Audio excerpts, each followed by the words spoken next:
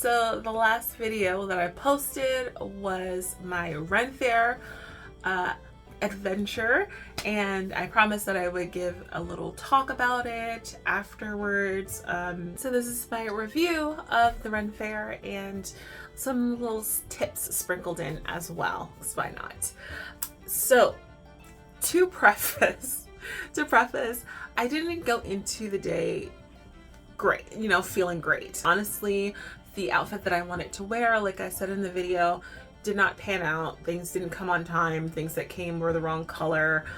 So I ended up like half of the half of the look that I spent way more money than I wanted to spend on it. So that was a bummer. I didn't want to go that particular weekend. I wanted to go the next weekend just to give me some more time to get the outfit together. But I was going with some people, so I had to, go when everybody else was going. But that turned out to not be the case either. Like, some people were late. Some people broke away from the group, so the whole purpose of me going before I wanted to go didn't pan out anyway. So that was kind of a little annoying. And yeah, I wanted to also postpone it because of the weather. I wanted to wait until it was like a little cooler. I knew that I would be wearing a lot of layers, regardless of whatever I wore. And I wanted the weather to cool down just a tiny bit. Day that we went, it was 80 degrees and it was a dry heat. It wasn't this horrible humid weather that we were having the whole summer in New York City, so that was a blessing, but it was still 80 degrees, and the sun was just beaming down on you, but it could have been worse. It could have been 90 degrees. And humid, but the weather wasn't that bad. I did prepare for the weather. Since I knew it was going to be 80 degrees, I had my umbrella on hand, had my sunscreen, and was ready to rock. When I was at the Ren Faire, I did find a parasol that I bought, which was great, a little bit more cute and aesthetic. But yeah, so a couple of things just off the bat were just kind of didn't put me in the greatest mood going into it. So I just wanted to preface that, maybe that kind of colored my experience going, for sure. But yeah, just wanted to put that out there at the start. So I guess that's the first tip. Follow your own intuition, I guess. I should have followed my own intuition and did it on my own timeline. Yeah, yes. Do that. If you have to go alone, that's just what it is, right? Just go alone. There's stuff to do to entertain yourself, make friends there. It's fine. You'll survive. I do a lot of things alone. You'll survive. Next thing, be prepared to walk. There is a lot of walking in the Ren Faire. I had watched a lot of videos beforehand, so I knew that this was the case. A lot of walking in mud and dirt and rocks and gravel, uphill, downhill, you name it, right? I was prepared for that. What I was not prepared for, it ruined my boots. I wish I would have took a picture of it, but it completely ruined the boots. Now, the boots were secondhand. I didn't pay a lot of money for them, but the previous pair of boots that I had, which they were the same brand, I'm blanking on it right now, but those were also used and they lasted me forever, like years and years, like 7 years or something like that. This pair lasted me one afternoon. I don't know in what condition the seller had them and how long they had them, but the Ren Faire ruined them in one afternoon. Ruined them. Like, the upper started peeling, the sole broke off halfway. It was a nightmare. So I would say definitely use a good pair of comfortable walking boots. You're going to be walking a lot, and you don't want to have to go through what I went through, which is, walking around with half of your sole broken off the bottom of your boot. You don't you don't want to go through that. Next thing I want to talk about is the people at the Ren Fair that I went to. And mostly everybody was dressed up. Like I said previously, I had watched a couple of videos of people reviewing the Ren Fairs that they've gone to, and you know, people dressing up, and that's not always the case. But here, most people were dressed up, which is really nice. Really nice to see a lot of, you know, the Amazon essential Ren Fair starter kit stuff. But that's fine, it's cool. If that's all you can afford or whatever, do you, and you know, rock it. I wish that I had seen more people, more original kind of stuff, I would say. And I'm not knocking you if you have to buy that stuff. I bought the Amazon skirt, the Ren Fair skirt, because I could not find the skirt I was looking for in that particular color, and that was the only one that was available, so I have it. But I would say try to thrift what you can, try to make some stuff if you can, just to differentiate yourself from the masses and be a little bit more original, I would say. But yeah, a lot of people dressed up and a lot of people were in the spirit, but I think the overall vibe was a little lower. It feels like a lot of people were tired. I felt for sure I was tired in my group. It's a lot of walking around. The sun was just, it felt like it was sapping your energy. It was like beaming down on you.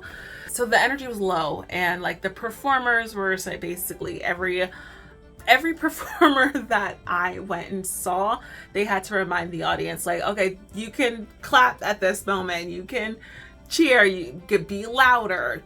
A lot of those kind of prompts were going on. I don't think it's the lack of energy or enthusiasm was reflective of the entertainment. It was just like everybody was just like tired, and the sun was just like sapping us. I genuinely feel like that was what the issue was. Overall, it was a good vibe. People were happy and smiling, and in a overall good mood, and you know, I didn't feel out of place. My friends didn't feel out of place. The vendors were beautiful. Almost all the vendors that I went to, we went to a lot. That's the majority of what we did, and I cut the footage down so much because I could have had another like 10-15 minutes of just going into different shops and showing the goods or whatever. But yeah, like they were beautiful, very friendly. I didn't feel like I was being followed or anything like that, or pressured to buy anything. Just genuinely nice, and great customer service across the board. You can't choose the vibe of others, or you know, how others are gonna be, but you can check yourself. That's why I said at the start of this video, I was like, circumstances didn't set me up to be in the best mood for the Ren Fair, but I checked myself, try to put my best foot forward. You can only cultivate your own vibe, and you know, come with a smile on your face and an open mind, I would say. And if everybody did that, then the vibe would be great. Shopping. There is so much shopping to be done at this particular Ren Fair. It's mostly stalls and kiosks and stands and stuff to buy things from. But apparently that is not the case. One review I watched, the person said that the Ren Fair she went to, there were like 2 stalls, and that was it for purchasing things. And I'm just like, so what's the rest of the, like, what else is there to do, really? I don't know. This was very much my expectation of small vendors selling their homemade crafts and stuff like that. That's what was my thoughts about what the Ren Fair was. But apparently there are some Ren Fairs that don't have a lot of shopping options. Yeah, so that's really interesting. But this one in Tuxedo, New York, it is almost all vendors. And going along with that, very high prices. Apparently, New York is one of the highest pricing for admission. It was about $50. I ended up spending about $90 because I took the public transportation bus there and back, plus the regular MTA fares and stuff. So it came about $90 for me. But apparently $50 is extremely expensive. And the vendors. I felt, and I want to make it clear that I am not shaming people for pricing things the way that they, well, I'm not shaming most of the vendors for pricing things the way that they price them. Some of them do need to be shamed, particularly the ones who bought the Amazon Essential packet and were selling them for 3 times the price that it's listed on Amazon. Particularly, I saw the Amazon corset that sells on Amazon, so it's probably already marked up twice as much or more, but it sells for like $25. I saw somebody selling it for $80 there, which is shame on you. But there were other people who had handmade quality materials. They priced their items accordingly for themselves. Now, for me, I am an average person. This is my first time going to the Ren Fair. I would say that I might go every couple of years, once a year, every couple of years. I'm not going, I don't have a season pass. I'm not going multiple times out of the season. And I feel like a lot of people are not. Like, this is not a lifestyle choice for them. They're not dressing in these Ren Fair outfits in their day-to-day lives. So the prices for me were extremely high. In the videos that I had watched in preparation for the Ren Fair, I had seen that the prices were high. These prices were a little exorbitantly high. I saw a leather skirt, handmade, for $400. That's a lot of money for one item of clothing that is not in any sort of contemporary style. It is a very specific look for the Ren Fair or for a costume, or, you know, I feel like those things were marketed toward people who maybe work at the Ren Fair, and, you know, these pieces are gonna be used in their costumes for years to come, or, you know, somebody, like I said, with a season pass who goes every weekend that the Ren Fair is open. It travels to other Ren Fairs, like, you know, somebody like that. But the average person who goes maybe once or once a season, especially maybe you maybe don't even want to rewear the same thing again, it doesn't feel like these prices were for the average consumer. It wasn't for me, for sure. And not even that it was out of my price range, but was it practical? Are these items practically priced for the average person who, I'm assuming you want to sell your goods? I don't know. It just felt really expensive, very expensive. So tip, bring more money than you think to spend. Like, I took out $200 and I should have taken out like $600 if I was really serious about buying the things that I was interested in. I was interested in a wooden mug. I was interested in a corset, particularly for the look that I wanted to do for this Ren Fair. It's like, okay, I could use it for the Ren Fair. I could use it for cosplay. I could use it for a couple of different things. Maybe sprinkle it into my wardrobe for a fancy occasion or something. And when I would say that the $250 corset was very much in line with prices that I've seen online for corsets, and that would be something that I would get a lot of wear out of. But some stuff is just like, this is not practical. This is not in line with prices that exist outside of the Ren Fair. So I don't know. I was also in the market for a parasol. I found the parasol. Was it worth the almost $50 that I spent for it? I don't think so. And I didn't ask about whether it was handmade, hand paint, everything's handmade.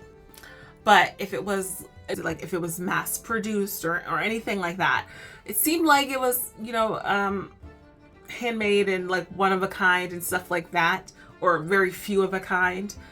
But I felt like it, even though it felt that it was maybe overpriced, I felt like I would get enough use out of it that I could justify paying $50 for this small little cloth umbrella. I was also in the market for a skirt hike. I had seen one for $40 there. I was gonna buy it, but my friend who I was with talked me out of it. She's like, you can make that. I was like, I know that I can make it. I had every intention of making one, but ran out of time. But I then, searching around, I saw another one for $20. So that $40 skirt hike was clearly overpriced, because I found one for $20 and it was the same quality. So I guess a tip there, shop around at the Ren Fair if you have enough stalls to do so. Don't buy the first thing that you see, shop around. That's just great life advice as well, right? But I feel like at the Ren Fair, it's like you're thinking things are more one of a kind, or like this particular shop specializes in this item and you might not find it somewhere else.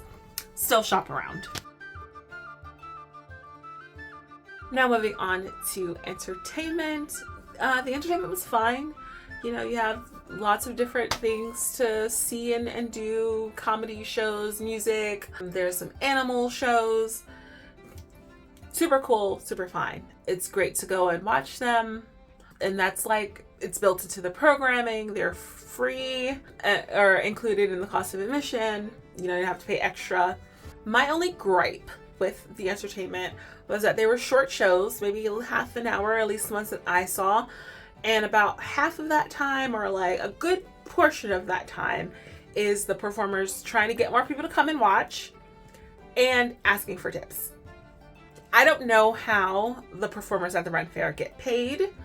I was under the impression from no source of information at all that the Ren Fair pays them, or they get a portion of money from the Ren Fair to be there, like they're paid performers. But maybe not. Maybe they get paid by tips. But I know it was just annoying to me that they spend so much of the time that they're performing asking for tips. It was just annoying. I'm sorry. If that's how they get paid, more power to them. Do it. They're gonna do it anyway. A lot of them's like, we don't have no shame that we're gonna ask you for tips and please tip us. The more the better. Most of them, had that line in their act. But yeah, it was just one or two times is fine. Like at the start, at the end, but like constantly, it was annoying. But like I said, a great tip for you guys. Go watch the shows. It's part of your admission. It's something fun to do. Also, it's a great time to sit and relax, rest your feet. You can eat during these things too. Kill a couple birds with one stone. Yeah, so definitely take that opportunity to relax from all the walking. Also, I would say if you're going to go see the shows, add some extra time in there, like 10-15 minutes, especially depending on how popular the show is, depending on how crowded the Ren Fair, and depending on if you know where you're going. Definitely me and my friend were trying to find places. We left about 15 minutes, 20 minutes each to find the places, and we used up all of that time. So yeah, add some extra time in for that reason. If you're gonna go see the joust, go at least a half an hour to an hour early if you want to get a good spot to watch it. And yeah, and if you want to get a seat, period, because the joust is the most popular performance, and it fills up quickly. Now, your Ren Faire map. I feel like it was not as accurate as it should have been or was. and I say that I'm not great at spatial awareness and finding where things are or reading a map. However, there was somebody else with me, and she also was looking at the map and could not find these places. It wasn't just me, you know? If it was just me, I would say it was me, but she also couldn't find the stuff. So I wish the map was more accurate. So a tip for that is, like I said, use the map as like a kind of a loose guide. I thought it was like, this is where this thing is, follow it to a T. Use it as kind of a looser guide and make sure that you know where things are. Like if you want to go to a show or an exhibit or whatever it is, map it out first. Like spend as soon as you get into the Ren Faire, take note of where things are in relation to other things. Make sure that, like for the show's example, if you know the show that you're interested is at the Queen's Gate, make sure you know where the Queen's Gate is. Find the Queen's Gate as soon as you come in, so that you know where it is when you need to get to it. So beyond the performers asking for tips, for food, for drinks, snacks, they also ask for tips. So I would say that feels more your choice, whether you want to tip them or not. The performers, it feels very compulsory. So I would say bring some ones. I had a good stack of ones that I had put to the side, just because I knew if I would buy something I had to make change. So I already had some ones available. But yeah, I would say bring a stack of ones for tipping in those instances if you want to, right? The incentive though for like the drinks and the snacks, and I'm not talking like alcoholic drinks or like the bar. I went and got coffee and there was a tip jar. So like every kind of drink. How they get you to tip them is every time you do it, the person who's serving you will yell out, "Huzzah for my tipper!" Like, that's kind of cool. Not gonna lie, that's kind of cool. So just be aware of that's a thing. Water and bathrooms. I would say scope out where the free water is and where the bathrooms are.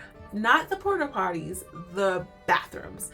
At this Ren Faire that I went to, hopefully at your Ren Faire there will be an actual bathroom somewhere. At the one I went to, there were two. One at the back and one across the street before you got into the entrance of the Ren Faire. And you can go in and out. They would just stamp your wrist if you've already been inside, so you can re-enter. So scope out where the real bathrooms are. I was like, I'm not using a porta potty, especially in all my layers and my skirts. I'm not using a porta potty. I'll just hold it. And that's why I made sure to monitor what I was eating and drinking so that I wouldn't be forced to use a porta potty. And I made sure to scope out where the free water was, because water, a small bottle of water, similar in size to the regular size Poland Spring, was $5, and I was not spending $5 for for a tiny bottle of water. I've done it in the past, concerts, conventions, but I was aware that this was the thing, so I bought a collapsible water bottle with me. I would drink at the fountain, fill up my water bottle as well, and I would do that periodically during the day. Just stop, just drink water, even if I wasn't thirsty, and fill up my water bottle. Food. I can't talk extensively about the food there. I purchased 4 things. I purchased a cup of coffee. I think that was about $4. It was a big cup. I purchased a cup of mead that was about slightly bigger than this cup. It's kind of going in and out of focus. Sorry about that. Slightly bigger, maybe the size of this cup. Honestly, it was $14. I did not know that at the time when I was buying it. I thought I was gonna get a regular, like maybe 12, 16 ounce cup, because I had seen those cups. I'd seen people drinking from them, but they were clearly more expensive because this size was $14. I was pissed, but it was my first time trying mead and I liked it. Just the regular standard mead, not any flavored. But I was very much pissed that it was that much money. I bought a turkey leg and I cannot for the life of me remember how much money it was, but I know that it wasn't crazy expensive. I think it was less money than the cup of mead. So under $14. And it was huge. It was fine. You know, you definitely need something to go with it. Maybe some sort of sauce or flavoring. I tried to eat it on its own. It had absolutely no flavor. So I got some barbecue sauce and that helped tremendously. My friend also got a turkey leg. She said it was severely undercooked. I told her to go take it back. I would not have wasted that money and ask for a different one and show them. She said, screw it. She wasn't going to do it. She didn't care. Her prerogative. And another girl that we were with also said she got a turkey leg. And she said hers was severely overcooked. So do with that information as what you will. The last thing that I got was a snack, which was the sugar roasted cinnamon almonds. I believe those were $8. It was a nice size pack and they were so good. So good. I want them again. I don't know anywhere that sells them, but I want them. Maybe I'll try and make them. That's all the food that I bought. Drastically, prices were all over the place. How was my tiny mead cup more expensive than a huge cup of coffee, less expensive than a turkey leg? Like, the prices did not make any sense in terms of the food. And from my experience and the experience of my friends, also hit and miss. If you don't want to deal with the nonsense of the food or like the hit or miss of it all, I would say eat well before you go. It doesn't last that long. Mine ended at 5. So I feel like if you eat well before you go and you leave around 5, you could catch a late lunch somewhere else. Like, we were headed back to the city. I could have stopped off at Penn Station and got something to eat. You can't bring food into the Ren Faire, like, you know, real food. If you drive, that would be great. And that would take care of the food situation. Pack something to eat, go out and eat it, come back in, you know, as long as you know you were stamped and approved to do that.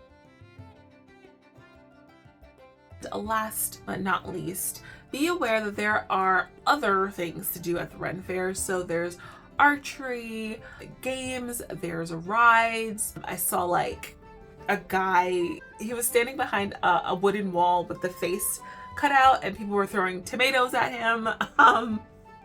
So, yeah, there's that. So there's other little things to do, but they all cost money. They're all extra. I was under the impression that they were included in the price of admission. They are not. They don't cost a lot more money, at least the things that I saw.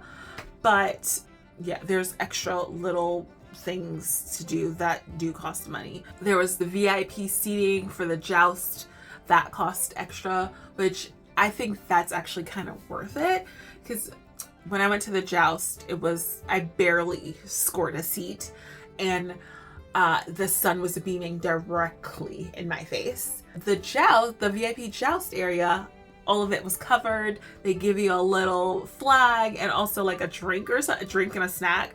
Totally worth the $20 extra. I would definitely do that, but seating is limited. So when I went, it was sold out. I would have definitely spent extra money on that. It was just kind of disappointing that that stuff wasn't included in the price. Like, you know, archery, axe throwing, that kind of stuff. It looked really cool. And I didn't do any of that stuff because we were so busy during the day going from, you know, do window shopping and going to the shows that we didn't have time to do that stuff anyway. But yeah, that's just something to be aware of. Bring some extra money for that.